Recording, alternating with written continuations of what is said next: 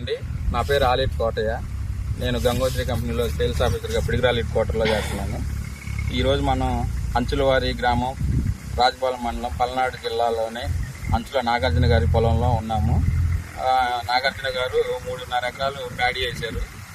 ఈ ప్యాడీలో వారం క్రితం 7 రోజుల క్రితం నాగార్జున గారు మన గంగోత్రి కంపెనీ భూమాయిస్ను వాడారు. ఈ 7 రోజుల క్రితం వాడక ముందు వాడినాక ఎలా ఉందనేది రైతు మాటల్లోనే నాగార్జున గారి మాటలో తెలుసుకుందాం. నమస్కారం నాగార్జున గారు. నమస్కారం అండి. మన గంగోత్రి కంపెనీ భూమాయిస్ అనేది మీరు 7 రోజుల క్రితం వాడారు.